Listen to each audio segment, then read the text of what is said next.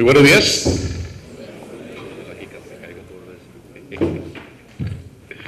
Bueno, es un placer estar aquí con este grupo de colegas. Tocó subirme aquí porque si no me quedo. Espero que no vayan a continuar el sueño que acaban de dejar ahora, porque no es que sean estos temas a veces muy digeribles, pero bueno, menos mal que somos contadores todos y estamos hablando el mismo lenguaje. Vamos a hacer una presentación aquí intercalada. La verdad, creo que es un reto muy grande poder hablar de toda esta cantidad de temas en un tiempo tan corto. Inclusive una de las nuevas normas.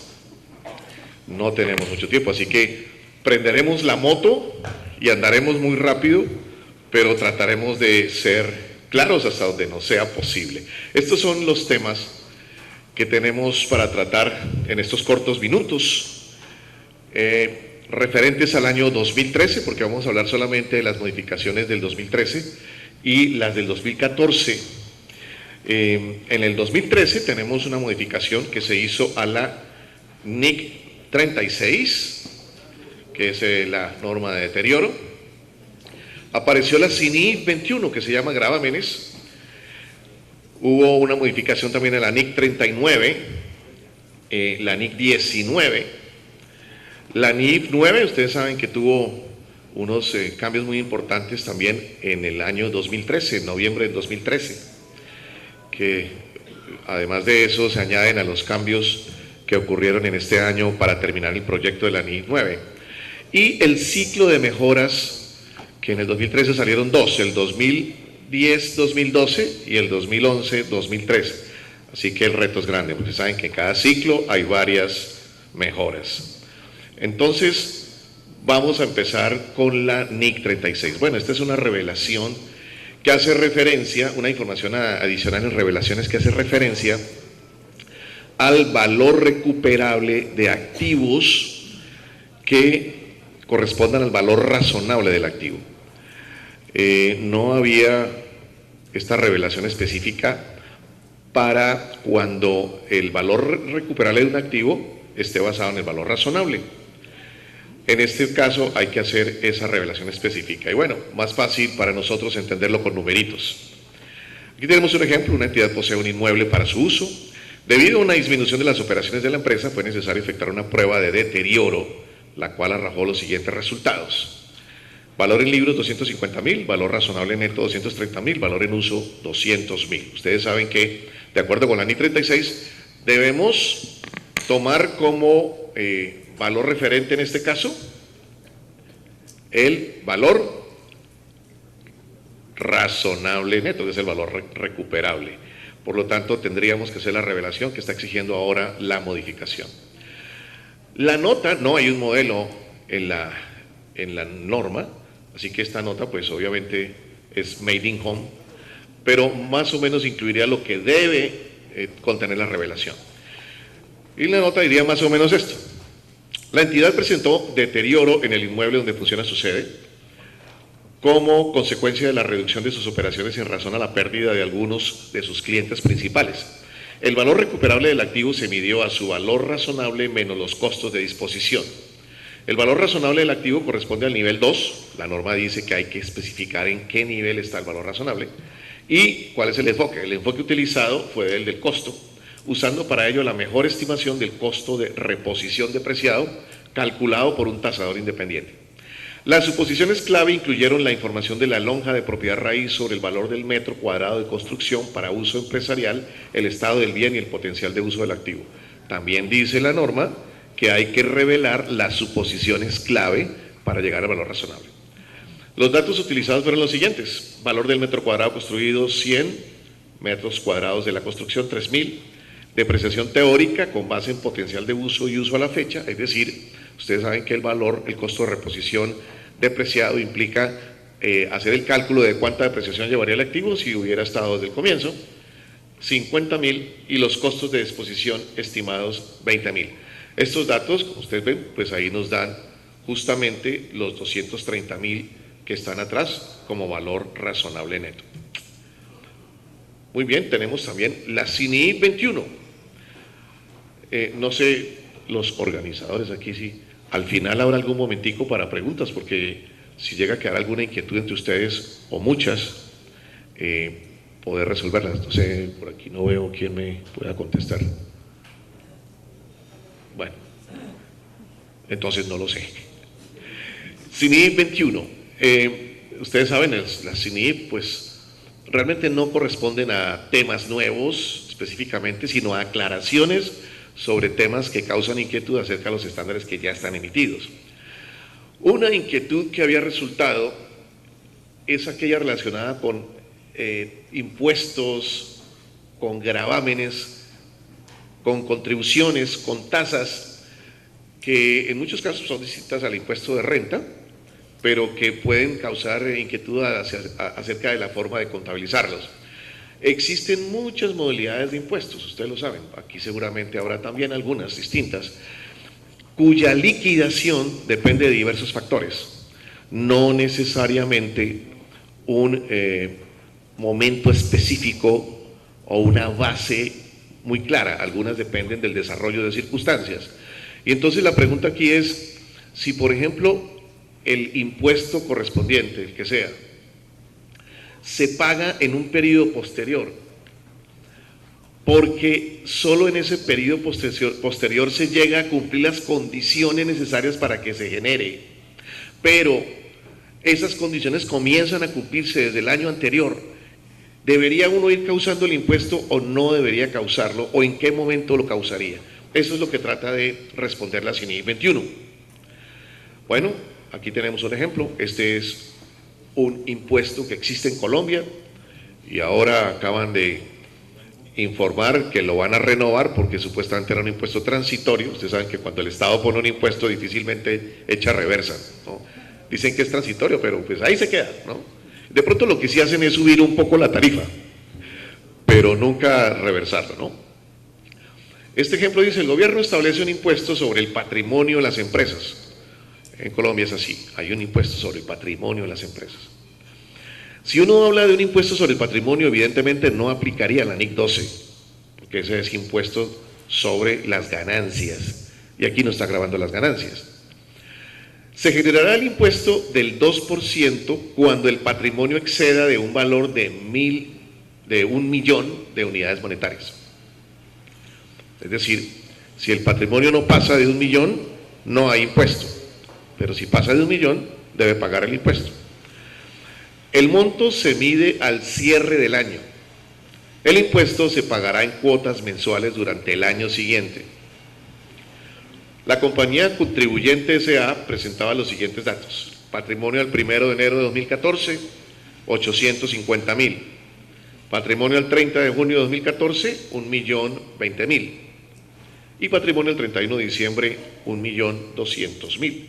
Indicar el tratamiento según la CINIP 21. El punto aquí es, ¿qué pasaría si uno debe presentar estados financieros intermedios? Y la pregunta que sugeriría es, bueno, si presento intermedios al 30 de junio, el patrimonio es de 1.020.000, ¿debería causar el impuesto? La respuesta es que el impuesto se genera al cierre y por lo menos se debe causar, y por lo tanto se debe causar en la totalidad en esa fecha. Pero si presentara la declaración, estados financieros, perdón, al 30 de junio de 2014, tendría que reconocer el impuesto en su totalidad. Esto está en el ejemplo ilustrativo 2 de la CINIP 21. Es decir, en la CINIP se explica que en esos casos no hay lugar a diferimiento, ¿sí? Uno no diría, como el 31 de diciembre es cuando hay que causar el impuesto, entonces yo lo que hago es que al 30 de junio, si me pasé el 1.000.000, yo divido el impuesto en 6 meses y lo causo de aquí hasta diciembre. No lo permite la CINIF. Y ustedes dirían, ¿por qué razón lo causaría el 30 de junio si solamente al 31 de diciembre se va a medir? Y la respuesta, lo dice la CINIF, es que el 30 de junio hace parte del cierre del 31 de diciembre. Por lo tanto, al 30 de junio, si se cumplen las condiciones, está mirando es al cierre y por eso debería causarlo en su totalidad, ¿no?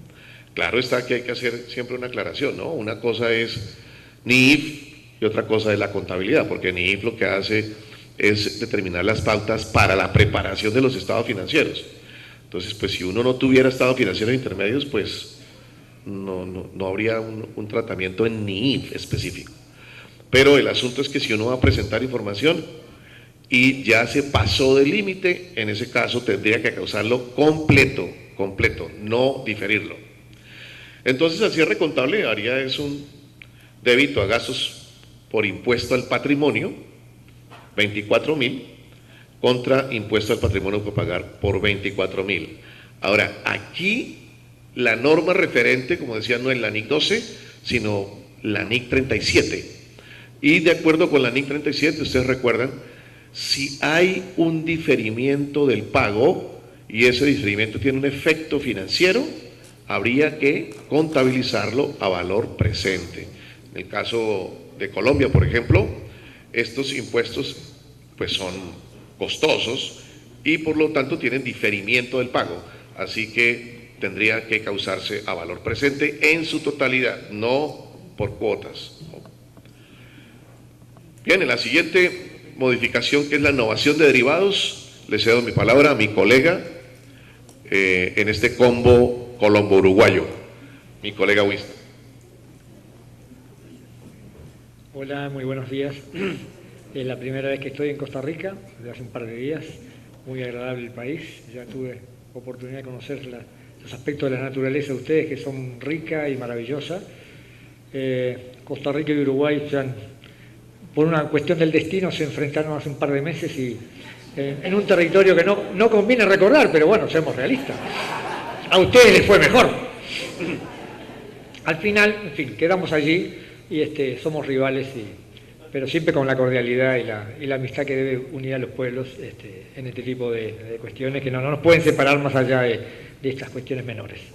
En esta presentación que hicimos conjunta, en vez de hacerle una animación metida en el PowerPoint, lo hicimos con Daniel, entonces vamos a estar cambiando y entrando y saliendo y nos hagan de cuenta que somos parte del PowerPoint.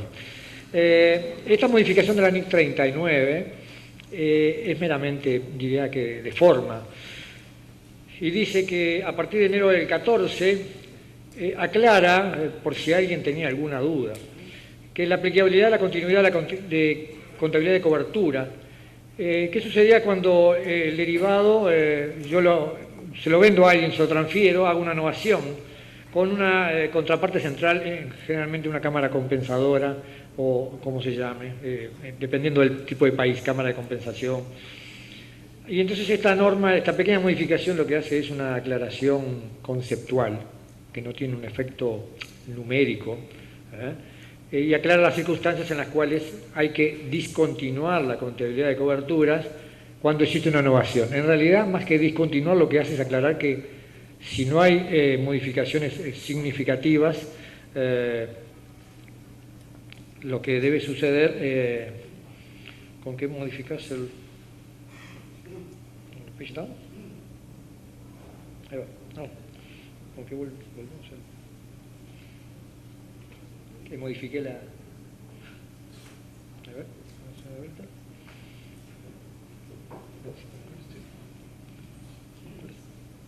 ¿Con cuál lo vas a sacar?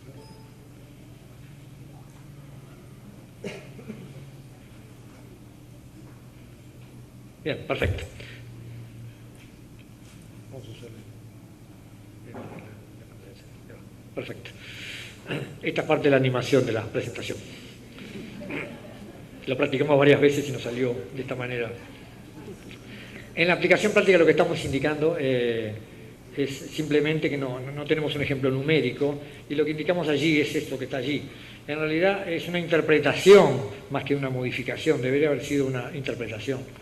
Para contemplar que la legislación de algunos países, caso México que lo está introduciendo, Argentina ya lo tenía y Brasil también, obliga a registrar todos estos derivados en una cámara compensadora central porque si no se daba que cuando había algún título derivado que se cambiaba de país, sucedían este tipo de cuestiones jurídicas, lo que se denomina over the counter, y entonces esa novación que se hacía en ese registro, alguien podía pensar que la contabilidad de cobertura que estaba vinculada con ese derivado cesaba, y cesaban los efectos de la contabilidad de cobertura. Lo único que hace entonces esta norma es decir, lo que remarcamos allí en negro, que es un punto central en todo el tema de las NIF, la sustancia predomina sobre la forma. O sea, la novación al registrar en una cámara de compensación es un tema formal y no de contenido. Y si no es de contenido, lo que se hace es que no expira ni se terminan las consecuencias del derivado, es solo una cuestión de forma.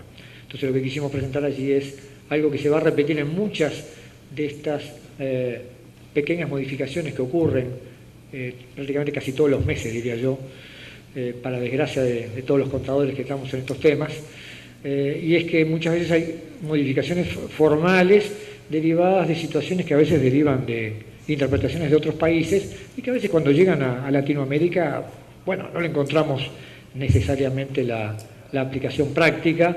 Entonces lo que hay que hacer es aplicar el juicio profesional y ver si se modificó la sustancia o fue meramente la forma. Si quieres seguir tú, ahora sigue de vuelta Daniel con la NIC 19, que tiene unos ejercicios muy interesantes para la mañana.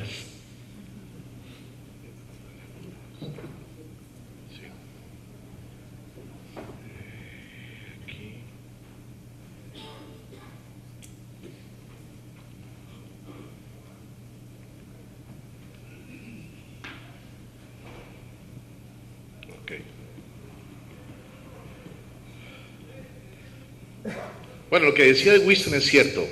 Las normas, las NIF, inicialmente están pensadas para los mercados de capitales. En nuestros casos, en los países nuestros, por eso a veces uno esto le suena como a chino puro, ¿cierto? Mandarín o algo así. Porque uno lee la norma y uno dice, bueno, y aquí esto... Porque muchos temas no son aplicables a nosotros por la incipiencia de nuestro entorno económico, esa es la verdad. En el caso, por ejemplo, de esta norma, nuestros países, no sé aquí en Costa Rica, pero nuestros países latinoamericanos usualmente no tienen muchos beneficios postempleo. La mayoría de los casos, lo que hay en las empresas simplemente es que el empleado paga un aporte mensual y la empresa se desentiende del tema. No sé si aquí es igual. ¿Sí? ¿Es igual? Algunas empresas tienen beneficios postempleo, más que todo algunas grandes multinacionales, o no sé en el caso costarricense, pero en algunos países nuestros todavía unas pocas compañías tienen obligaciones de tipo pensional. Cuando hay una empresa que tenga obligación de tipo pensional u obligaciones postempleo, aplica esto. Hubo una modificación aquí en la NIC 19 referente al tratamiento de los aportes que hagan los empleados o terceros. ¿Cómo es el asunto? Cuando una empresa tiene una obligación postempleo, hay dos posibilidades. Una, que el empleado aporte y otra que no aporte nada. Si el empleado aporta, ¿cómo debe contabilizarse el aporte del empleado? Recuerden que en el caso de que el aporte sea para un fondo, pues no hay problema porque eso es un pasivo para la empresa, se va para allá, lo paga y listo. Pero cuando es la misma empresa la que está pagando el beneficio y le pide un aporte al empleado, ¿cómo debe contabilizar la empresa ese aporte que recibe? Párrafo 70 de la NIC 19 trae un tratamiento predeterminado para estos casos y justamente eso es lo que está ahorita simplificándose. Para que ustedes tengan el cuadro general, he hecho esta grafiquita. Los aportes a los empleados, los aportes de los empleados pueden obedecer a dos tipos de situaciones. Aportaciones vinculadas al servicio, eso quiere decir que el empleado aporta en función del servicio que está prestando a la compañía o a la entidad, y no vinculadas al servicio. Esto ocurre cuando hay situaciones extremas y la empresa le pide al empleado que haga un aporte adicional. Por ejemplo, los pagos que está haciendo están superando las estimaciones previas y la empresa no tiene cómo responder, entonces decide solicitar un aporte adicional. O por ejemplo, se generan pérdidas actuariales importantes y por lo tanto reajusta el plan. Ese tipo de cosas serían no vinculadas al servicio, porque independientemente del servicio hay un ajuste al aporte. Cuando son vinculadas al servicio, que son la mayoría de las veces, hay dos posibilidades también. Una, que el aporte esté en función de los años de servicio. Y otra, que no, que sea independiente de los años de servicio. Cuando son relacionadas con los años de servicio, hay dos posibilidades también. La formulación de aportación del plan, es decir, el plan tiene unas condiciones donde se dice cuánto debe aportar el empleado y la fórmula del plan está construida con base en las perspectivas de flujos futuros o en una base lineal que se llama método de la amortización creciente, lo que quiere decir que la aportación se va a dividir en número de años y linealmente se va a contabilizar. Eso significa que siendo un menor valor del pago del empleador, al llegar en el tiempo y diferirlo linealmente, pues por supuesto el valor que va a recibir la empresa en términos financieros es cada vez menor debido al valor del dinero en el tiempo, y por eso se llama amortización creciente. Y cuando es independiente de los años de servicio, que es donde está la modificación, todo esto lo expliqué solamente para ambientar un poquito, porque eso no hace parte de la modificación, es solo para entender en dónde está la modificación. Ahí la norma permite dos posibilidades entonces, y la modificación consiste en la primera: reducir el costo de servicio del periodo, es decir, el valor que carga resultado en la empresa como concepto de costo de servicio del empleado, lo reduce en el valor que le descuenta al empleado. Y la otra opción, que es la que estaba antes solamente, que es atribuir estos valores a los periodos de servicio. Aquí tenemos un ejemplito sencillo porque el tema de NIC 19 es un poquito enredado y este tema solamente se comprende cuando uno le mete números. Un ejemplito: un plan tiene una duración de 5 años, el salario inicial es de 1.000, el incremento proyectado del salario es el 4% anual, al empleado le toca pagar el 1% del salario por año de servicio y se le va a pagar al final el 3% del último salario por año de servicio. Miren ustedes que en este plan entonces prácticamente diría uno, el empleado paga una parte y el patrono paga 2, ¿cierto? Porque al final se le va a dar el 3%. Y vamos a suponer una tasa de descuento del 6% anual. Aquí podemos ver cómo sería con la modificación que está permitiendo la norma. El salario proyectado, con la estimación que hablamos atrás, sería de 1.217. Ustedes ven que aquí el incremento es el 4% anual. Si uno lleva a 4 años, desde el año 1 hasta el año 5, 1.000 le da 1.217. El beneficio bruto proyectado, es decir, los 1.217 por el 3% por año de servicio sobre el último salario, ¿cierto?, da 182. Y las aportaciones proyectadas, es decir, lo que se le va a cobrar al empleado, que es el 1%, sería desde luego una tercera parte de eso, que serían 61. El beneficio atribuido bruto por año, que es la proyección futura, sería dividir el beneficio bruto proyectado entre los 5 años, o sea, 182 dividido en 5, y eso nos daría 36 por año, como ustedes lo pueden ver aquí en la línea de beneficio atribuido año actual, son 36 por año. Bueno, en este cuadrito nos queda entonces cuál es en términos futuros el acumulado, y con eso podemos hacer el cálculo del pasivo. El cálculo del pasivo lo que hace es traer a valor presente el beneficio bruto atribuido por año. Aquí lo vemos, el valor presente, y desde luego causar el costo financiero sobre ese monto. El empleado hace una aportación de 10 en el año 1, ¿cierto? Es el 1% de los 1.000, ¿ok? Entonces el registro contable, según la modificación, sería gastos por beneficios definidos, 29, aquí están viendo ustedes el costo de servicio corriente, contra pasivo por beneficios definidos. Y tendríamos en el efectivo los 10 que le descontamos al empleado, que serían un cargo al gasto por beneficios definidos. Esto es lo que tiene la modificación. Ahora, si se hace por atribución a periodos de servicio, proyectando el pago del empleado, la cosa cambia. El beneficio bruto proyectado es el mismo, ¿sí? Pero como las aportaciones proyectadas son 61, entonces el beneficio neto proyectado sería 122.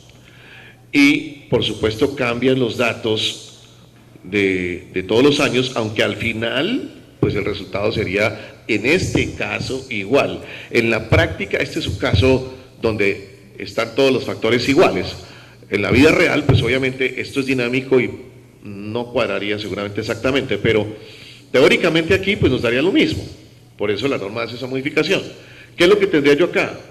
Un gasto neto de 19 contra un pasivo de 19. Es decir, aquí no tendría la reducción del gasto, sino cargaría de una vez el valor neto. Tenemos una modificación pero muy importante, la que les mencionaba yo a ustedes en noviembre del año pasado, que es relacionada con contabilidad de coberturas. Ahora, este es un tema que tampoco nos afecta mucho a muchas de las compañías latinoamericanas. Nuestra cultura de utilización de coberturas es muy baja. Hay que recordar que este tampoco es un tema obligatorio en NIF, porque es un tema que obedece a la gestión de riesgos del negocio. ¿En qué momentos definir si hace una cobertura o no? Eso depende de la decisión de gestión de riesgo que tome la empresa. Lo que sí es obligatorio es revelar las políticas de esa gestión de riesgo. Uno no puede hacerse el bobo frente a eso, eso sí lo tiene que decir. Pero usar o no contabilidad de coberturas es un asunto opcional. Muy poco se usa en Latinoamérica. Y es un tema que parece ser una caja negra para muchos de nosotros los contadores, es un tema un poco enredado. El asunto es el siguiente para que tengamos una visión general. La contabilidad de coberturas que había en la NIC 39 era exigente en términos cuantitativos, pero un poco contradictoria en términos conceptuales. La contabilidad de coberturas de la NIC 39 tenía un rango para determinar si una cobertura era eficaz o no. ¿Qué significa que sea eficaz? La cobertura lo que busca es compensar los cambios de valor que sufra la partida que se está cubriendo. De esta manera, si uno tiene, por ejemplo, por decir algo, una importación que piensa hacer en 6 meses, pues la cobertura lo que haría en ese caso es compensar la variación del tipo de cambio hasta el momento en que tenga que hacer efectiva la transacción. Eso se llama una transacción altamente probable. En ese caso, uno pensaría que el cambio de valor, por ejemplo, si lo hacemos con un forward, el cambio de valor del forward debe variar de manera proporcional al cambio de la tasa de cambio. De esta manera, si uno gana en el forward, pierde en la obligación que tiene que cancelar. Y si uno gana en la obligación, pues está perdiendo en el forward, es decir, el efecto neto debe ser cero. Debe ser cero si eso funciona como cobertura. Si eso no da cero, toda la diferencia que haya se llama ineficacia. Y la ineficacia pues debe irse directamente a resultados. El problema estaba en definir qué era eficaz y qué no. En la norma anterior, entonces, eficacia se consideraba cuando esa relación estaba en un rango entre el 80 y el 125%. Se consideró por muchos que ese era un rango arbitrario, porque, pues, ¿por qué no 75, cierto? ¿Por qué no 130? Es un rango arbitrario, y no hacía referencia a la realidad económica de la cobertura. En la nueva NIF 9, sobre el tema de coberturas, hay 3 aspectos que determinan si una cobertura funciona o no. Uno de ellos es la relación económica, es decir, tiene que haber una relación económica entre la partida cubierta y el elemento de cobertura, ¿cierto? Deben estar relacionados económicamente, no pueden ser cosas totalmente inconexas. No puedo coger cualquier derivado para cualquier transacción, debe haber una relación económica. El otro tema es la preponderancia del riesgo de crédito sobre los cambios de valor de la relación, es decir, se supone que lo que estamos mirando aquí es la compensación de valor para cubrir un riesgo. Pero, por ejemplo, en los derivados que son de tipo privado, OTC, si el riesgo de contraparte genera un riesgo de crédito, es decir, la probabilidad de impago o de incumplimiento, que es alto, ese riesgo de crédito, digamos, superaría el riesgo realmente de la cobertura, por lo tanto no serviría. Y el otro tema es la razón de cobertura, que es donde está la proporción en la que nosotros vamos a considerar que la cobertura es eficaz. Pero la mecánica es exactamente igual, es igual que la que había antes, es decir, la mecánica es que si uno considera ya con estos parámetros que una cobertura es eficaz en determinada proporción, si está por fuera de esa proporción es ineficaz, la ineficacia se va a resultados, si es una cobertura de flujos de efectivo o de una inversión en moneda extranjera, los cambios de valor corresponden a otro resultado integral en la parte eficaz, es exactamente igual. Simplemente para ilustrar, este ejemplo que está aquí, tiempo vuela, vamos a mirarlo muy rápidamente, es para una transacción prevista. Es esto que está aquí, no cambia de tratamiento con respecto a la versión anterior, porque es la mecánica, es solo para ilustrar a los que no están muy familiarizados con el tema. El 1 de enero de 2014 una compañía establece una cobertura designada como flujo de efectivo de una transacción que se espera que ocurra el 1 de mayo de 2014 o alrededor de esa fecha. Todos los meses la empresa calcula el cambio en el valor actual de los flujos de efectivo esperados de dicha transacción anticipada. El Departamento de Tesorería Corporativa de la empresa emite un informe del valor razonable del contrato a plazo, un forward, que se usa como cobertura de la exposición de moneda extranjera.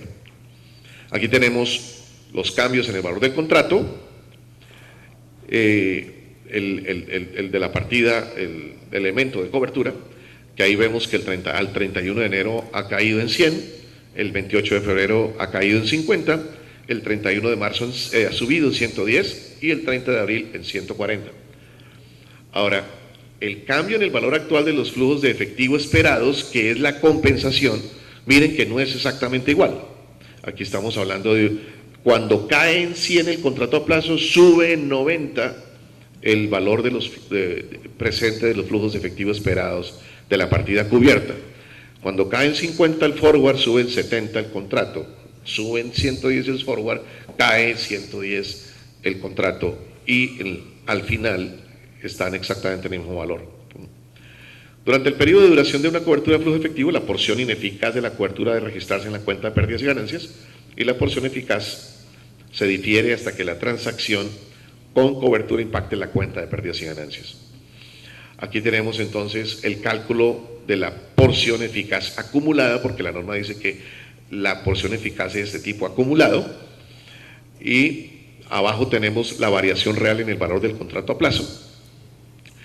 Luego tenemos la variación en la porción eficaz, y en este ejemplo, si se considerara que la razón de cobertura es el 100%, entonces la ineficacia sería de 10 menos 10 al 31 de enero, de 10 el 28 de febrero, de 0 el 31 de marzo y de 10 el 30 de abril. ¿Qué haría entonces contablemente? Contablemente lo que haría es registrar estas variaciones ineficaces en resultados y esta variación de la porción eficaz en otro resultado integral con una razón de cobertura del 100%.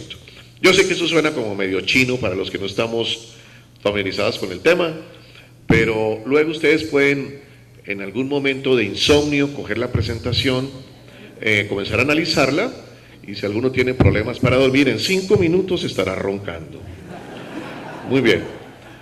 Vamos a hablar de las mejoras del ciclo 2010-2012. La primera mejora es pagos basados en acciones. Ustedes ven que muchos temas son temas que no nos tocan realmente a nosotros en la práctica. Esa es la verdad. Pero bueno, tenemos que estar preparados. No sea que vaya y lo contraten a uno, por allá hay una compañía inglesa, ¿cierto? Y entonces no sepa. Aquí tenemos otro tema que no es muy utilizado en nuestro medio, en el medio latinoamericano, aunque realmente poco a poco ha cobrado más fuerza, y es retribuir de pronto servicios o servicios de los empleados o de terceros con instrumentos o con liquidación referida a las acciones de la compañía. Una figura muy utilizada en Europa y en Estados Unidos, en Canadá, poco utilizada en nuestro medio realmente. Aquí más que todo se trata de un cambio de jerga, digámoslo así. Se usaban indistintamente diferentes términos para referirse a los conceptos relacionados con un pago basado en acciones. Por ejemplo, se hablaba de la consolidación del plan y en otras partes se hablaba de la irrevocabilidad. Ahora lo que se hizo fue poner esto como de manera ordenada y tenemos el concepto ahora de condición necesaria para la irrevocabilidad de la concesión. Y en este caso estamos hablando de las condiciones de rendimiento y de servicio para poder tener acceso a un beneficio con base en pagos basados en acción. Puesto en términos gráficos, como se entiende mejor, uno podría decir que las condiciones de irrevocabilidad son de dos tipos. Esto es lo que está aclarándose en la norma: condiciones de servicio y condiciones de rendimiento. Así está en la norma. No estaba así, ahora está de esta manera. Las condiciones de servicio prácticamente son la permanencia de un empleado en su puesto de trabajo. Y las condiciones de rendimiento pueden ser de dos tipos: condiciones de mercado o condiciones fuera de mercado. Las condiciones de mercado tienen que ver con el instrumento, es decir, cualquier tipo de condición referida a obtener el cumplimiento de objetivos relacionados con el precio de la acción son condiciones de mercado. Mientras que las condiciones que son independientes del precio de la acción son condiciones fuera de mercado. Entonces, por ejemplo, lograr un nivel de ventas X. Esa es una condición fuera de mercado. Lograr un nivel de utilidad determinado. Esa es una condición fuera de mercado. Lo que hace es ordenar los criterios. No hay realmente aquí un efecto específico, numérico. Es más bien de la forma de ordenamiento de los conceptos. Tenemos otro tema que es el de combinaciones de negocios. Este sí es un tema que nos toca a nosotros, pero que en la realidad, para ser honestos, como decimos en Colombia, es típico que en este tema echemos un poquito de machete, porque, bueno, no sé cómo llamarán acá, machete, ¿no? Cuando uno hace por ahí machetico, ¿cierto? Bueno, eso no. Así como dijo Jesucristo: tire la primera piedra el que en su vida no haya hecho un machetico. Alguna cosita por ahí, ¿no? Pero en el caso de combinaciones de negocios suele haber sus macheticos, porque esto es un ladrillo completo, como decimos en Colombia. Comenzar a mirar cuál es el valor razonable de todas las partidas de la otra empresa y conservar esos datos para que cada vez que se consolide esa sea la base de información. Y hay una cantidad de conceptos ahí que eso es muy dispendioso de hacer. Esta modificación arregla un problema de consistencia. Ustedes recuerdan que cuando uno hace una combinación de negocios, todos los activos y pasivos de la entidad que está combinando se deben medir ¿cómo? Al costo, ¿cierto? No, al valor razonable, obviamente, al valor razonable. Todas las partidas se deben medir al valor razonable. Pero ahí sucedió una inconsistencia, porque supongamos que una entidad va a adquirir otra y esa otra entidad tiene dentro de sus pasivos un pasivo financiero que no cumple las características para medirse a valor razonable, sino es un pasivo financiero que en su medición posterior es al costo amortizado. ¿Ok? En ese caso, siendo al costo amortizado posteriormente, pues uno diría que lo lógico es que si en la medición inicial lo hizo a valor razonable, en la posterior lo haga al costo amortizado. Pero como NIF 3 es la contraria del pueblo, entonces ese criterio resulta a su vez siendo inconsistente. Porque lo inconsistente acá es que si la partida se midió a valor razonable y todas las partidas se miden a valor razonable en NIF 3, pues la medición debería seguir siendo valor razonable y no otra cosa, porque eso genera desajustes en los estados financieros. Eso es lo que hace la modificación. Aquí hay un ejemplito. La compañía conglomerada se ha adquirido el 80% de la compañía Los Solitarios S.A., o sea, los contadores S.A., por 1.500.000. En una cláusula contingente se acuerda que el comprador compensará al vendedor con la entrega de 50.000 adicionales si se finiquita un contrato en tránsito. ¿Cómo se llama eso? Eso se llama una obligación contingente en una combinación de negocios que se contabiliza de acuerdo con NIF 3. Las probabilidades de que el contrato se finiquite se estiman en un 80%. Bueno, siendo así, tendría que contabilizar ese pasivo contingente, ¿cierto? El comprador. Conglomerado debe registrar el pasivo financiero, porque es un pasivo financiero, ¿sí? Porque es entregar dinero, por 50.000, si es que no es necesario reconocer el efecto financiero. Y los cambios de valor del pasivo se deben llevar a resultados, porque de no hacerlo así, la remedición, pues no, digamos, no habría remedición, lo que habría es un ajuste al valor del pasivo por el efecto del valor del dinero en el tiempo, si fuera costo amortizado. Pero como la norma dice que debe seguir tratándose como valor razonable, sí habría un cambio de valor y ese cambio de valor debería llevarse a resultados. Esa es la modificación. Esto puede tener impactos significativos en las combinaciones de negocios. Es un impacto importante el que puede generarse allí. Tenemos otra mejora, segmentos de operación, otra norma que tampoco usamos mucho, porque es una norma que está restringida para entidades que están en los mercados de valores, que son muy poquitas. ¿Cuántas entidades hay en mercados de valores aquí en Costa Rica? ¿Cuántas? ¿Alguien sabe? ¿5? ¿5? No, que tienen títulos emitidos, o sea, bonos, ¿sí? Los bancos, más o menos que unas 1.000, 10, menos de 10, imagínense. Entonces, voy a hacer la pregunta aquí, ¿cuántos de los que están aquí aplican NIF 8? NIF 8. No, ninguno. ¡Uno! Muy bien, hombre, felicitaciones porque ya me sentía yo como muy mal. Entonces esto es para usted. Bueno, el asunto es que hay una exigencia en la NIF 8, bueno, no una exigencia, es una opción que hay allí.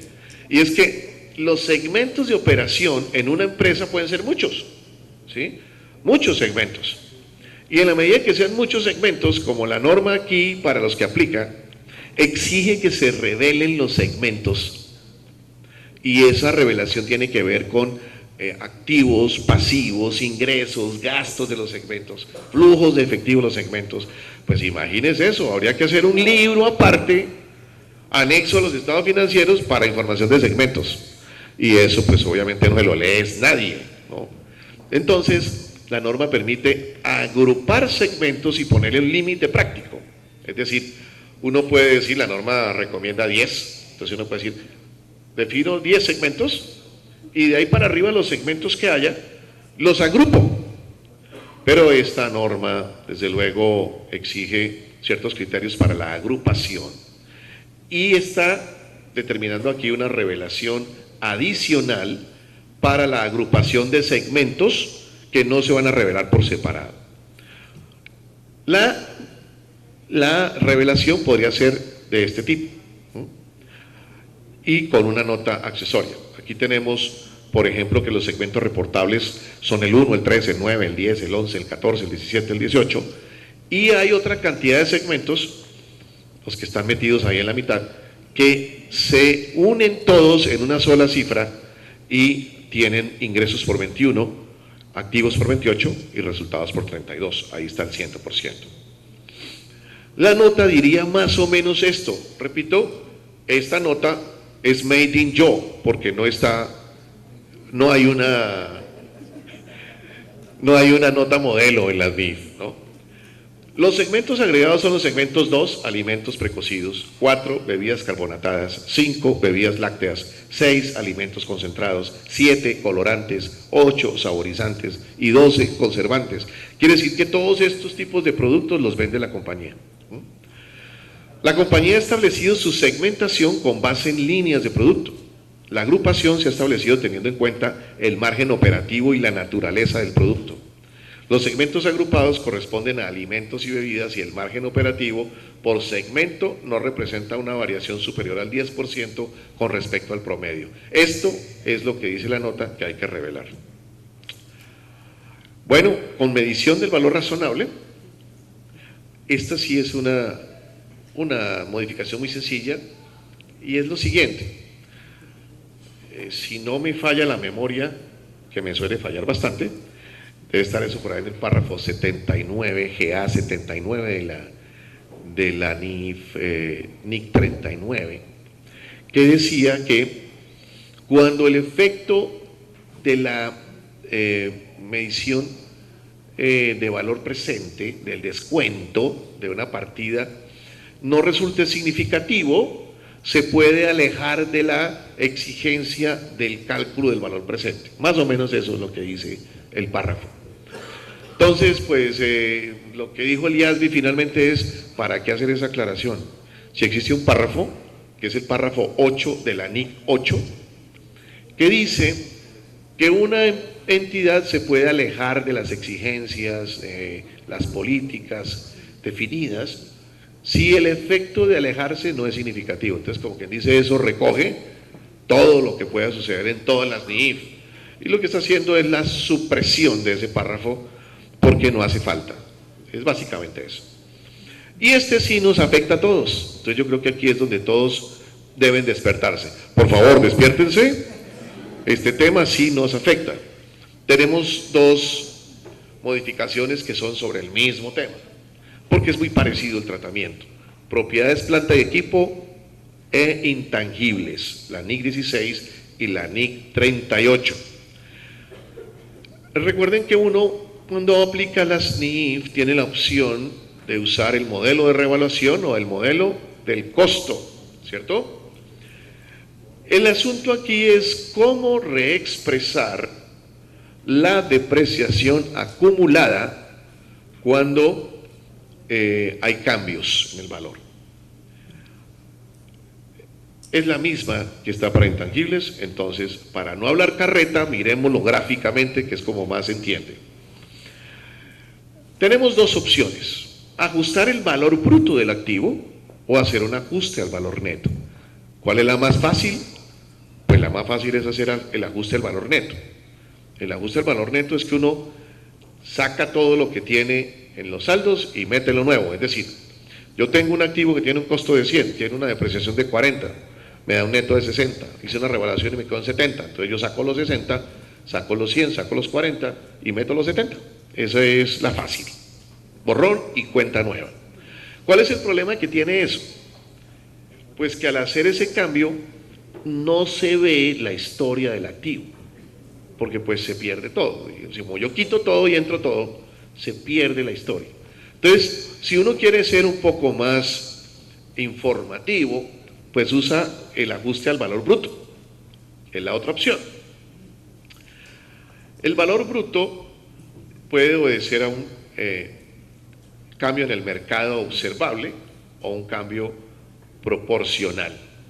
El cambio proporcional sería la diferencia entre el valor revaluado y el valor en libros. Con numeritos se entiende mejor, ¿cierto? Una compañía tiene un activo con la siguiente información: el costo es de 100.000, la depreciación acumulada es de 30.000, las pérdidas por deterioro son de 10.000 y el saldo neto en libros es de 60.000. Ahora, hace un nuevo avalúo y le arroja un valor razonable de 75.000. No es posible establecer el valor razonable bruto, es decir, no tengo forma de saber cuánto es el valor razonable bruto del activo, sino solamente tengo el dato del valor razonable neto. Es como está el activo hoy, el valor razonable del activo en las condiciones de hoy es de 75.000. Medir los cambios en el activo mediante el ajuste tanto al valor bruto como al valor neto. Entonces, si es el valor bruto, uno diría, nuevo saldo neto, 75.000, ¿cierto? Contra el saldo neto anterior, 60.000. ¿Cuál es el porcentaje de cambio acá? 25%. El saldo bruto anterior, ustedes lo recuerdan ahí, como empieza el ejemplo, son 100.000, ¿de acuerdo? Es el valor bruto del activo. El incremento que le aplico, que es el que acabo de calcular, será el 25%, me llevaría a un nuevo saldo bruto de 125.000. Ahora, a ese saldo bruto nuevo de 125.000, le resto la nueva depreciación en la misma proporción, que serían 40.000. Dice aquí tenemos 30.000, pero la nueva depreciación sería también el 25% más. Y pérdida por deterioro de 10.000, es la misma, esa es la misma. Entonces me queda un nuevo saldo neto de 75.000. Esto sería ajustando al bruto. Ahora ajustando al neto. Igual teníamos el mismo saldo de 75, saldo neto anterior de 60, porcentaje de cambio el 25, el saldo bruto sería 85, fíjense, 85, porque no puedo cambiar el deterioro. ¿Sí me hago entender? O sea, como hay deterioro, ojo con esto que es importante. La norma dice que no se debe quitar el deterioro para no perder la historia del deterioro. Entonces el deterioro sigue en los mismos 10. Luego vuelve al mismo saldo neto de 75.000. Conclusión: si se usa el saldo bruto, el que recibe todo el efecto del cambio es la depresión acumulada. Ahí uno la ajusta por diferencia. Y si usa el saldo neto, pues es la fácil, ¿cierto? Uno lo que tendría que ver si hay deterioro o no. Y eso es todo. Y una revelación muy sencilla, que es una mejora muy sencilla, perdón, que es con respecto a la NIC 24, que es revelaciones sobre partes relacionadas. Básicamente lo que está diciendo es que se considera como personal clave los que son proveedores de personal, ¿sí? Eso se considera personal clave de la gerencia. O sea, un elemento adicional en lo que es personal clave para efectos de determinar relaciones y revelaciones. Bueno, le vuelvo a ceder la palabra a mi compañero Winston. Ya casi acabamos, tranquilo, la tortura no demora mucho todavía. Están todos vivos, por lo que veo. Bien, dentro de este ciclo de cambios están estas que se agrupan bajo las mejoras del ciclo, en este caso 2011-2013, no las que vimos antes, que eran del 2012. Tampoco hay que guiarse mucho a veces por 2011-2013 porque capaz que tienen vigencia en el 2014 o tienen vigencia en el 2013. A veces es, la verdad, que un poco confuso la terminología. Muy bien, en esta NIF 1, que cambia cada rato, eso es lo que sucede, y eso nos puede marear. Se aclara qué quiere decir NIF vigentes. Se indica una entidad puede utilizar las NIF que sea obligatoria en ese momento o la nueva NIF que no es todavía obligatoria. El tema de la aplicación anticipada. Pero ¿qué sucede? Y aclara que el párrafo 7, que una entidad cuando aplica la misma versión de la NIF a lo largo de todos los periodos cubiertos por los primeros estados financieros conforme a la NIF de la entidad. ¿Ustedes se acuerdan que cuando aplican NIF por primera vez, ¿sí?, tienen que presentar la información comparativa que sea necesaria, la del año anterior o hasta un año más, 2 años hacia atrás en estado de situación patrimonial? Y en ese caso uno dice, bueno, ¿qué hago? Aplico las NIF que están vigentes, pero si una de las que está vigentes tiene un cambio que va a entrar en vigencia más para adelante, ¿uso el que está o puedo usar el cambio futuro? ¿Cuál es la ventaja de usar el cambio futuro? Que ya me estoy anticipando a la modificación que va a hacer, porque si no, aplico la NIF y resulta que capaz que el cambio futuro se aplica a los 6 meses. Entonces, para evitar estar usando un cambio en NIF 1 y a su vez después, a los pocos meses, volver a corregir de acuerdo a la vigencia de una modificación, se permite que, aunque no esté vigente y aplicando por primera vez las NIF, use como si estuviera vigente en ese momento hacia atrás, ¿correcto? Entonces lo que hicimos aquí es poner un pequeño ejemplo, ¿sí? Y dijimos, la empresa XX, con cierre diciembre del 14, venía usando sus PCGA, ¿sí?, valuando sus plantas productoras como activos biológicos, usando el valor actual neto de los flujos de fondos previstos. Eso es una opción que no necesariamente solo estaba en las NIF, ahora se usa más, pero en algunos países ya se usaba. El valor determinado por este método, o sea, antes de NIF, arrojaba un monto de $4 millones.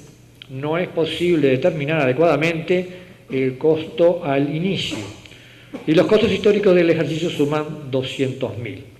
Esta empresa XX decide, bueno, aplico todo el marco de las NIF. ¿Y con qué se encuentra? En el caso este de las plantas productoras, bueno, lo vamos a ver más adelante cuando veamos la NIC 41, en el cual hay una modificación que permite volver al tema del costo en el caso de las plantas productoras. Entonces, en este caso lo quisimos mezclar ex profeso para que vieran cómo se usaría este ejemplo. La empresa decide aplicar NIF completas y usa la modificación anticipada de la NIC 41, que la vamos a ver un poco más adelante, que prevé el uso de costo para plantas productoras. ¿Sí? Plantas productoras estamos hablando de, por ejemplo, en cítricos o en frutales, en el cual, digamos, la planta en sí vale por los frutos, pero la planta en sí no se vende, ¿sí? Produce pero no se vende. Es diferente el caso de los árboles. En este caso, aplico NIF completa, NIF 1 por primera vez.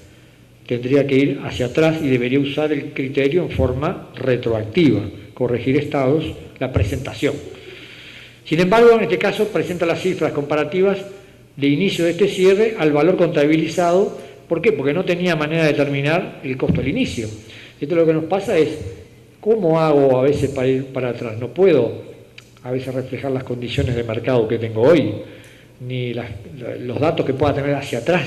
Justamente por eso estoy cambiando a un marco de NIF, y en el cual me obliga a hacer un gran esfuerzo de recopilación de información histórica, que a veces no está disponible, o a veces está disponible pero no es confiable.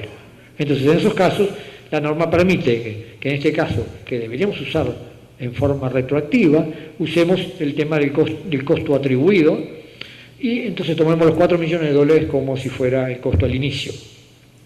Los costos del ejercicio, que son a valor histórico, se suman a ese valor y se muestran entonces al cierre de este primer ejercicio, en el cual indico en el marco de políticas que estoy aplicando NIF completas, lo voy a mostrar por 4.200.000 y como un costo acumulado dentro de propiedades, planta y equipo. Y ni siquiera lo estoy mostrando como activos biológicos. La NIF 3 tiene, de las tantas variedades y cambios que tiene, ya mencioné alguno Daniel, mencionaremos otro acá, y seguro que cuando salimos del Congreso, seguro que a alguien se le ocurre hacer algún otro cambio. Justamente porque es un tema complejo. Fecha de vigencia 1 de julio, excepciones al alcance para negocios conjuntos. ¿Se acuerda que cuando la NIF 11 modifica el término de negocios conjuntos, el tema del joint venture que estamos acostumbrados a usar en Latinoamérica, por lo menos en mi país, y ahora le llaman acuerdo conjunto? A alguien se le ocurrió que, bueno, que capaz que esto tenía algún reflejo en el tema de la NIF 3. Entonces lo que hace acá es aclarar que la expresión negocio conjunto, que ahora se llama acuerdo conjunto, y toda esa información que esté vinculada, entonces se permite, en este caso vamos a ver el ejemplo práctico, es una modificación terminológica, un cambio de expresión al español que para nosotros representa poco. Esta modificación terminológica indica que sustancialmente a un acuerdo conjunto en lugar de negocio conjunto tampoco se le aplica en la NIF 3. Eso quiere decir que cuando yo estoy, la NIF 3 se aplica, no en este caso, solo se usa para estados financieros del adquirente y no de la adquirida. Entonces aclara que la formación de subsidiarias asociadas y acuerdos conjuntos no necesariamente representa una combinación de negocios en los términos de la NIF 3, lo que obligaría a determinar valores razonables, plusvalía, etc. Entonces, ¿qué sucede? Esta aclaración terminológica nos permite indicar que a veces, si el juicio profesional lo indica, debería usar la NIF 3 e indicar que una compra de activos no es una mera compra de activos, sino que es una combinación de negocios. O si no, puedo utilizar esta aclaración, y si era un acuerdo conjunto, no usar, digamos, todas las disposiciones que son bastante pesadas de la NIF 3 y seguir contabilizando como lo estaba haciendo antes. Entonces el cambio terminológico lo que hace también es, por abajo, es reafirmar de que cuando uno está comprando algo hay que identificar bien si es una combinación de negocios o si es un acuerdo conjunto y que lleva otro tipo de contabilización tal vez más sencilla. La NIF 13, desde que salió, ha tenido no sé cuántos cambios. Fecha de vigencia 1 de julio. ¿Qué se aclara aquí? Hay obligatoriamente, cuando yo voy a medir el valor razonable de un grupo de activos financieros y pasivos en términos netos, esto es para aquellos que utilizan, es un caso bastante raro, una gestión neta de sus activos financieros. La NIF 39, ustedes se acuerdan que no preveía o dejaba fuera la NIF 39 el tema de cuando un instrumento financiero, de alguna manera, podía ser cancelado no con efectivo, sino podía ser cancelado con entrega de mercadería, por ejemplo, en el caso de las compras de granos a futuro. Entonces ahí quedaba una especie de laguna, ¿sí? Entonces algunos contratos de estos para comprar o vender un elemento no financiero y que se puede cancelar en términos netos, aquí lo que aclara esta mejora es que permite medir el valor razonable, en lugar de estar midiendo activo por un lado y pasivo por otro, lo mide sobre esta base neta. En este ejemplo que ponemos allí, caso especial, decimos XX es un intermediario en el mercado de granos, y como es intermediario, seguro, lo que va a ganar no es en sí, va a ganar su comisión o va a ganar una diferencia, un spread. Allí contabiliza su activo, ventas futuras pactadas a un precio fijo, y en su pasivo a su vez está reflejando la obligación de comprar a un productor una cantidad similar de producto a un precio pactado que obviamente es menor que el de venta, ahí está su ganancia. En este caso la determinación sobre base neta de estos activos no financieros, y por eso es la aclaración, es posible y se reconocería la variación hipotética del neto de ambas transacciones contabilizando el efecto neto de las variaciones sin afectar cada rubro por separado. Otra modificación más, la NIC 40, propiedades de inversión. Acá se nos vuelve a plantear el tema de qué pasa si yo compro algo y lo quiero clasificar como propiedades de inversión. ¿Dónde se corta el hilo si lo que compré es una propiedad de inversión o es una combinación de negocios? De vuelta, la NIF 3, que tiene varias interpretaciones, que es compleja. Entonces aquí lo que pretenden aclarar es que esta interrelación entre NIF 3 y NIF 40, hay que clasificar una propiedad como propiedad de inversión o como propiedad ocupada por el propietario. Se aclara que la relación que se presenta entre la NIF 3, combinaciones de negocio, NIF 40, propiedades de inversión, a la hora de clasificar una propiedad como propiedad de inversión o como una propiedad ocupada por el propietario, indica que esas normas no son excluyentes, o sea, puedo aplicar o una u otra. Hicimos esta aplicación práctica, se nos ocurrió para un poco aclarar este tema, y dice que se clarifica que cuando adquiero una propiedad de inversión, y estoy en la NIC 40, debe evaluarse si es un activo aislado o un grupo de activos, y allí aplicaría la 40, ¿sí? O bien si es una combinación de negocios, y allí aplicaría la NIF 3 con una consecuencia de reconocimiento y medición de valores razonables, de plusvalía, etc. Vuelve a reafirmar el uso del juicio profesional para este tipo de casos. O sea, aquí la labor del asesor, del que prepara, es un tema central y debe quedar además expuesto en las notas a los estados contables, a los estados financieros, por qué es que se adoptó tal o cual criterio. En definitiva, lo que nos dice esto es que hay una zona gris. Para los preparadores, cuando se quieran pelear con los auditores, acá hay una zona gris.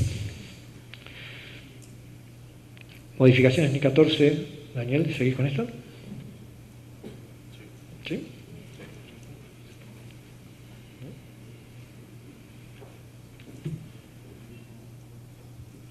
Bueno, aquí sí me toca ponerme mal los patines porque esta es una norma, no es una modificación. Ustedes saben que este año han salido dos normas, la NIF 14 y la NIF 15.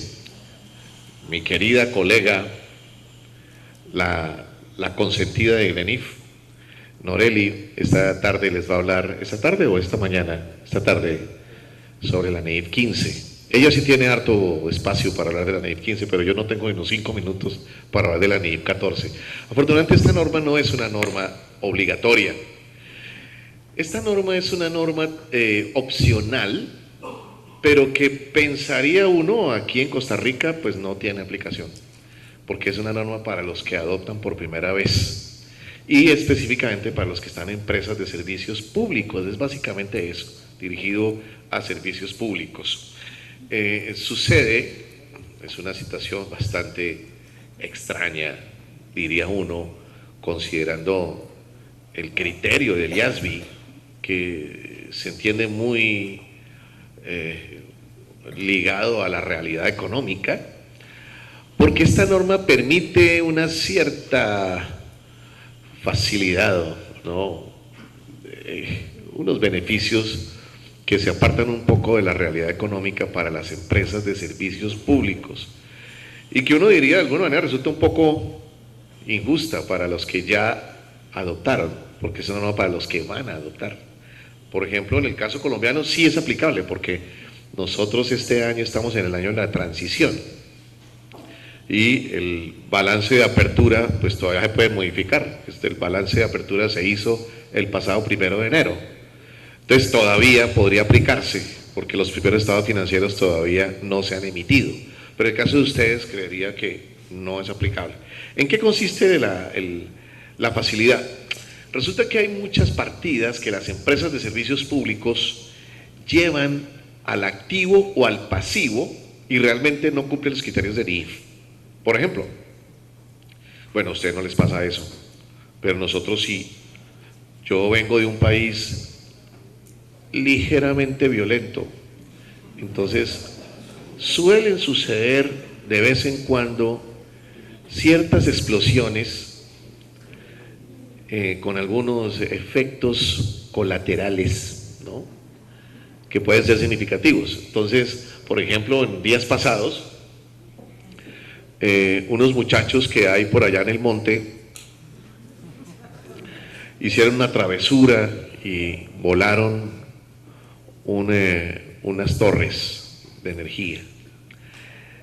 ¿Qué pasa con la empresa de servicios públicos que está operando esas torres? Pues tiene una pérdida horrible, le toca entrar a reconstruirlas y volver a poner todo el cableado y todo eso. En la realidad, si uno va a ser honesto desde el punto de vista de la realidad económica, pues eso de lo debería llevar, pues es una pérdida, eso no tiene ninguna otra vía. Pero las empresas de servicio público lo que dicen es, bueno, por ejemplo en el caso colombiano, dirían, bueno, señores de la comisión reguladora, ¿y yo ahí qué hago? ¿Qué culpa tengo yo de que me hayan volado la torre? Yo le voy a meter eso en la tarifa al usuario, ¿no? Y finalmente terminamos pagando los platos rotos, ¿cierto? Y entonces la comisión le dice, bueno, métale eso en la tarifa, pero se lo cobra en los próximos 10 años. Entonces la pregunta sería, ¿eso es un activo o no? Pues si uno mira la realidad de los hechos, pues eso no es un activo, porque lo que hubo fue una pérdida real y debería reconocer la pérdida. Y la tarifa, pues una vez la recaude, la irá contabilizando, pero ya. Pero entonces esta norma, que fue hecha por presión de compañías de servicios públicos, pero obviamente no por aquí, sino más arriba, entonces pues permite que esas partidas se muestren en los estados financieros, no como activos, no como gastos, sino todo lo contrario. Es decir, ¿qué es eso? No lo sé, porque miren ustedes cómo queda la presentación. Aquí ustedes ven un ejemplo que está en la misma norma. Mire, total activos, por ejemplo en ese caso esa compañía tiene total activos 1.353.550 y debajo del total activos entonces metería un rubro que se llama saldos deudores de cuentas de diferimientos de actividades reguladas y activo por impuestos diferidos relacionados. O sea, ¿eso qué es? No es activo porque está después del total del activo, tampoco es gasto porque no está en el gasto, sino todo lo contrario.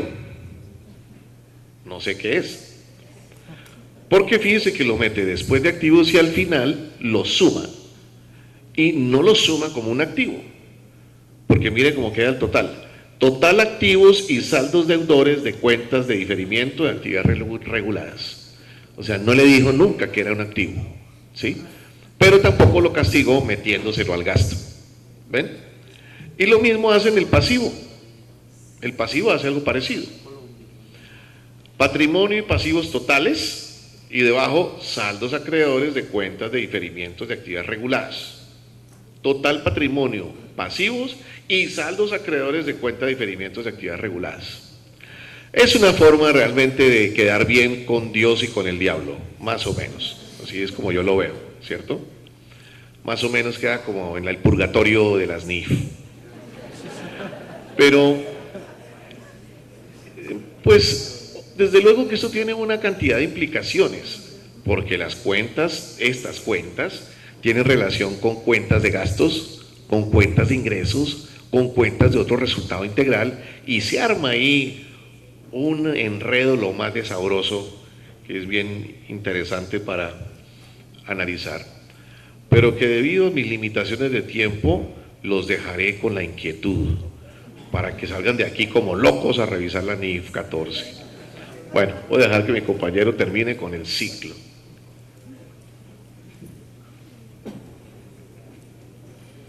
Bueno, luego esta aclaración muy interesante de Daniel. Esto que está en los párrafos de las conclusiones del libro rojo, me imagino. El libro rojo para América Latina. Muy bien. De vuelta, cada vez que hablo, otra vez, NIF 11 y NIF 3. De vuelta el territorio gris y vuelven a hacer otra modificación, pero además en este caso la vigencia, si ustedes ven, es enero del 2016, la otra era un poquito anterior. Siempre a su vez permite aplicación anticipada. Y en este caso dice, vuelven a decir, porque se planteó dudas con la anterior, que si el adquirente de una participación en una operación conjunta, o sea que la identifica como tal, constituye un negocio, tiene que aplicar todos los principios sobre la contabilización de combinación de negocio de NIF 3, salvo que entrara en conflicto con algo que estuviera por allí en la NIF 11, que es posterior. Esto implica el reconocimiento, como sabemos, de una eventual plusvalía y que año a año tenemos que reconocer, hacer un test de deterioro. Por eso es que muchas veces se trata de no aplicar el tema del NIF 3, por el tema de evitar el tema de que todos los años hay que estar haciendo test de deterioro de la plusvalía. Eso a veces inclina la balanza a tratar de contabilizar bajo otros mecanismos. Esto es aplicable a la adquisición de una participación inicial y eventualmente participaciones adicionales en una operación conjunta cuya actividad constituya un negocio. Se debe revelar información que se requiere en las NIF en relación con las combinaciones de negocios. Y hicimos aquí un pequeño ejemplo. XX compra, siempre la misma compañía, que se nota que le gustan los problemas, compra una participación significativa en una operación conjunta para hacer una carretera. Como es significativa y como identifica con la NIF 3, hace todas las identificaciones, proceso, producto, insumos, y dice voy a aplicar esa NIF 3. El activo neto adquirido valía 500.000, pero se pagaron 600.000. Al analizar la adquisición se concluye, juicio profesional mediante, que es una combinación de negocios. Me meto en el problema. Y contabilizo una plusvalía por 100.000, además de la inversión de 500.000. Porque pude discriminar una cosa y otra. ¿Cuál es el valor del activo y cuál es el valor de la llave, digamos? El fondo mercantil o crédito mercantil o goodwill en inglés y las tantas variantes que tiene la plusvalía. En mi país y en Argentina se le llama valor llave. Al cierre de ejercicio hay un índice de deterioro de 20%, entonces en este caso registramos una pérdida de valor llave, o sea, plusvalía, de 20.000 porque anualmente se debe evaluar el valor de la plusvalía. Entonces el ejemplo sencillo lo que nos dice es, bueno, aplique NIF 3 y en este caso determine valor activo por un lado y valor llave por otro. En la 16 y 38, otra pequeña aclaración. En algún momento en un grupo de trabajo en el año 2000, creo que a principios del 2014, se planteó el tema de que había métodos de depreciación sobre el activo fijo que no respondían a, digamos, un criterio universalmente aceptado. En este caso, algunas compañías, en vez de usar un método lineal o proporcional o basado en unidades productivas, lo que hacen es, si mi ingreso sube, amortizaba más, como si fuera una especie de reserva, entonces reservo más dinero en cuentas de amortización acumulada y reflejo más pérdida por amortización en función de que mi situación económica de ingreso mejoró. Este método no es aceptado, ¿sí? Porque los ingresos futuros esperados están influenciados por una serie de factores que están por fuera del control de esos beneficios por parte de la empresa. Las aclaraciones estas afectan a la NIC 16, que es la vieja NIC 16, sobre propiedades, planta y equipo, y también se aplica a activos intangibles. Allí pusimos una pequeña ejercicio numérico para entenderlo, que es fácil. Esta empresa venía aplicando amortización sobre ingresos, lo cual yo personalmente nunca había visto casos de esto, pero bueno, había gente que lo aplicaba. Criterio que ahora no es aceptado. Entonces, ¿qué pasa? Cuando uno pasa de un criterio al otro, ¿sí? Teóricamente debería registrarlo por la NIC 8. ¿Qué nos dice este ejemplo? La amortización acumulada ya registrada por 5 años la fijamos en 450.000 y debió ser 250.000 a diciembre del 2015, estamos haciendo futurismo, usando el método de línea recta o proporcional. En este caso la amortización debió ser 50.000 por año, 5 por 50.000, 250.000. Debería reexpresarse, si no hubiera algo expreso, la información de acuerdo con la NIC 8, o sea, corregir hacia atrás, saldos al inicio, ¿sí? Como un cambio de política retroactivo al inicio. Pero la modificación esta mejora, digamos, ¿qué hace? Me permite tratar esto como una forma prospectiva. como si hubiese sido un cambio de política y no un error de aplicación de una política inadecuada. En este caso vamos a mostrar en el estado de situación financiera a diciembre del 2015, 250.000. Y la norma no nos dice nada que hacer con la contrapartida. Bueno, aplicamos juicio profesional. Consideramos que es un efecto acumulado, entonces los 200.000 de ajuste, diferencia entre 450.000 y los 250.000, los vamos a llevar contra resultados acumulados. Entonces, este año, a diciembre del 2016, vamos a mostrar la amortización como los 250.000 que venían más los 50.000 del año. Los 50.000 del año lo vamos a hacer con cargo a pérdidas, ¿sí? Independientemente, obviamente, del volumen de ingresos, porque hemos cambiado la política. Entonces, esta, digamos, modificación lo que hizo es algo inusual, es decir, bueno, si usted en realidad estaba aplicando este criterio y nosotros pensamos que está mal, bueno, no reconozca que está mal y vaya por la NIC 8, sino que reconozcamos hacia adelante, ¿sí? Y modifiquemos el efecto hacia adelante. No modifico los estados financieros hacia atrás. En este caso, la NIF 9, esto sí es importante. Esta, digamos, todo el tema financiero, ustedes ya lo vieron en un pedazo cuando nos habló Amaro Gómez en forma directa desde Londres. Este tema de las pérdidas crediticias esperadas es un tema que tiene variaciones a cada 2 minutos más o menos, porque es un tema conceptual. ¿Y qué sucede? Si yo recurro al concepto de pérdidas crediticias esperadas en activos financieros sin compromiso de otorgamiento de crédito, la nueva norma, ¿sí? Acuérdense que la NIF 9 va a entrar en vigencia en el 2018. En el 2011, cuando empezamos con el GLENIF, esta norma empezaba en el 2013. A instancias del mismo GLENIF se corrió para el 2015. Y ahora pasan 3 años después y alguien la corrió, el IASB mismo, para el 2018. Es como que nunca está vigente. ¿Por qué? Porque son conceptos muy espesos. ¿Y qué es lo que sucede? Y generalmente me obliga a contabilizar más pérdidas. Y si yo soy una entidad bancaria, una entidad financiera, y no voy a querer reconocer más pérdidas. Y además los países tienen sus políticas económicas. Y si yo tengo más pérdidas en los bancos, ¿qué es lo que va a pasar? Que los costos de los intereses van a ser más altos, porque los costos hay que reflejarlos en algún lado. Si yo tengo más costo, porque voy a reflejar más pérdida, seguro que eso va a afectar la tasa de interés.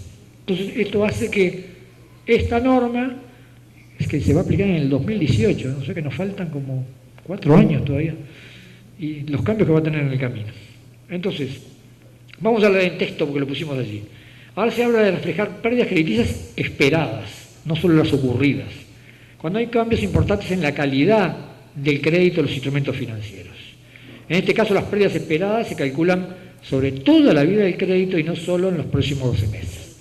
Ubiquemos préstamos hipotecarios o préstamos de más de 2 años, o 3 o 4 o 5, para compra de vehículos, de carros, como dicen ustedes, o cualquier tipo de inmueble, o sea, activos de largo plazo. Entonces, esto exige separar los instrumentos en 2 categorías, digamos, el que prestó el dinero. En el grupo A vamos a agrupar estos instrumentos financieros en aquellos que no han sufrido un deterioro financiero significativo en la calidad del crédito desde el inicio o que tengan bajo riesgo crediticio. Esto está muy vinculado con el tema del desarrollo de las calificadoras de riesgo. Y en el grupo B, obviamente, los que han sufrido un deterioro significativo en la calidad del crédito. ¿Qué quiere decir significativo? Allí aplicaremos juicio profesional. ¿Qué quiere decir que ha sufrido un deterioro? A ver, estamos pensando en registrar, acuérdense lo que nos contaba ayer Amaro, en el inicio de un préstamo, si forma parte de un grupo de préstamo, yo podría ya registrar hasta una provisión por una hipotética incobrabilidad o por un deterioro, lo cual parece ser un absurdo. Yo no le presto a nadie que esté aquí dinero si sé que me va a devolver un pedazo menos. Porque digo, no se hace ninguna transacción bancaria en la realidad ocurre cuando yo sé que el deudor va a entrar en falencia. Ahí no hay riesgo, eso es incertidumbre. Y nadie presta con incertidumbre. Sin embargo, la norma trata de reflejar este tipo de situaciones que son bastante complejas en función de las crisis internacionales que ha habido y en las cuales, digamos, las burbujas inmobiliarias hacían que las entidades que prestaban, en vez de reconocer solo lo que ocurrió hasta el balance, hasta la fecha de cierre, tengan, de acuerdo a esta norma, decir, bueno, no, un momentito, usted proyecte, vaya hacia adelante, haga estimaciones, establezca probabilidades, use la calificación del crédito de qué va a pasar con la economía, ¿sí? Entonces, allí nos obliga a cambiar el modelo, lo cual tiene múltiples consecuencias y es un tema muy discutible. Por eso aquí planteamos un ejemplo de lo que sería en función de lo que está hasta el día de hoy, 19 de septiembre del 2014. Dicho sea de paso, hoy justamente cumpleaños, por lo cual me voy a acordar de esta fecha. La famosa empresa XX concedió un grupo de créditos a 24 meses por 500.000 y en ese momento tenía un 5% de probabilidad de default y otros 500.000 con 20% de probabilidad de falencia. Tratamiento. Al cierre del periodo, los segundos 500.000, los que tenían la probabilidad del 20%, mantienen la calificación. Grupo A. Los primeros 500.000, sin embargo, se deterioró. Yo pensaba que el 5% de los préstamos iban a deteriorar. Si veo que esa masa de crédito que otorgué, por ejemplo, de repente fueron al consumo, se deterioraron hasta un 20% de probabilidad. Entonces los pongo en un grupo B. Grupo A, grupo B, son excluyentes. Y voy y hago el análisis económico y dice, bueno, se espera para los próximos 12 meses una pérdida de crédito de un 8% y un 4% adicional para los siguientes 24 meses. Está claro que esto es análisis económico, apreciaciones, y siempre son la mejor estimación que hace la empresa sobre cómo va a recuperar el valor de sus activos. En este caso, el tratamiento es, el grupo A contabiliza una provisión de 40.000 y en el grupo B, ahí la subo y contabilizo una por 60.000. O sea que los primeros 500.000 tienen una, provisión por 40 y sin embargo, a pesar de que inicialmente tenía más probabilidad de caer algunos de esos créditos y no poder recuperarlos en forma entera, sin embargo, en el segundo grupo, como hubo una evolución significativa, un deterioro de la calidad del crédito, me obliga a contabilizar una provisión adicional, contemplando no solo lo que está al cierre, sino lo que yo espero que suceda en plazos de 24 meses, 36 o el plazo de vida, toda la vida útil del activo, lo cual claramente exige un modelo de proyección y es bastante complejo de determinar. ¿Y qué me dice la norma? Y dice, y si además usted lo clasificó en el B, los intereses devengados, háganmelo sobre el neto, o sea prudente. Si usted dice que se deterioró, no me contabilice los intereses sobre el bruto. Esto sí es un cambio importante. ¿Y por qué es importante? Porque algunas entidades financieras en el mundo ya aplican la NIF 9 en forma anticipada. Cada vez que hay uno de estos cambios, la estoy aplicando en forma anticipada y estoy cambiando.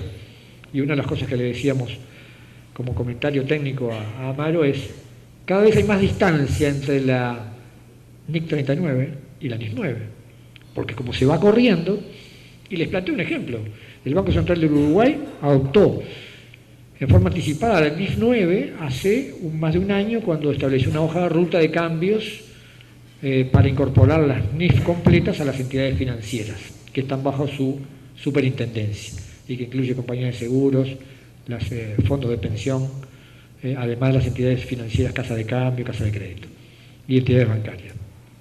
Ahora se ve enfrentado a este problema de que a cada rato la NIF que está aplicando en forma anticipada a su vez está cambiando.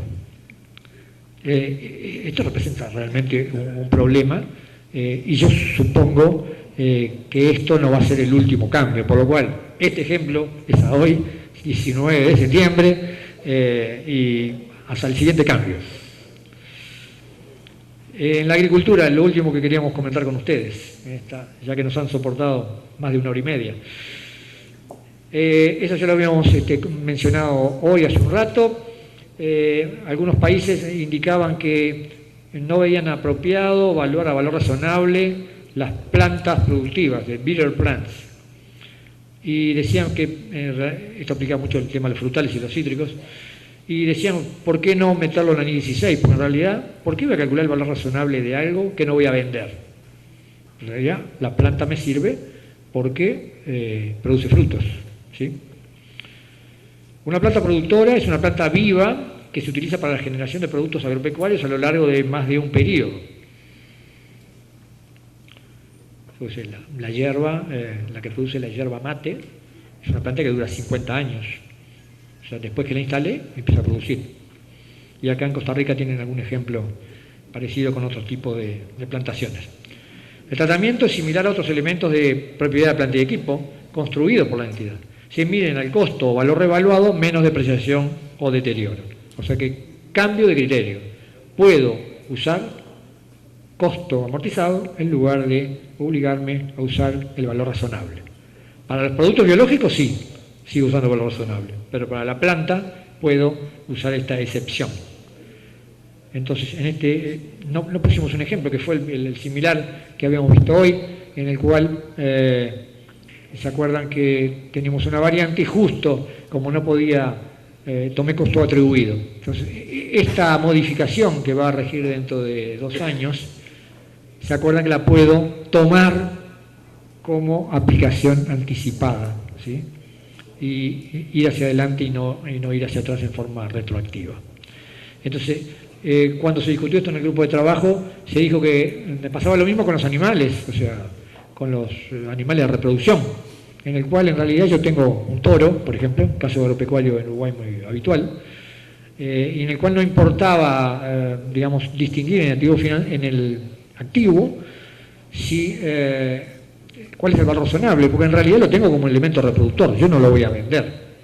Si mi intención fuera venderla, sí tendría que reflejar el valor razonable, pero si lo tengo como un elemento de producción, como si fuera una máquina, me permite medirlo al costo amortizado. Sin embargo, el IASBI, ante esta sugerencia que hizo el GLENIF, dijo no, vamos a dejarlo solo en la parte de plantas productivas, la parte agrícola, y no usar esta misma definición para el tema de los animales, que perfectamente podía haberse asimilado y además se le sugirió. Se nota que en Europa no tienen este problema y bueno, a veces los latinoamericanos tenemos este tema de que nuestras realidades son más ricas que las de ellos, pero esta acción del ENIF justamente lo que pretende es que se enteren muchas veces en forma técnica de este tipo de cosas. Bueno, amigo Sarmiento, los dormimos a todos, a pesar de nuestras variantes y nuestra animación del PowerPoint. Muchas gracias por la atención, veo que están todos despiertos. Habrá algún refrigerio supongo ahora, hubo preguntas, no sé cómo es el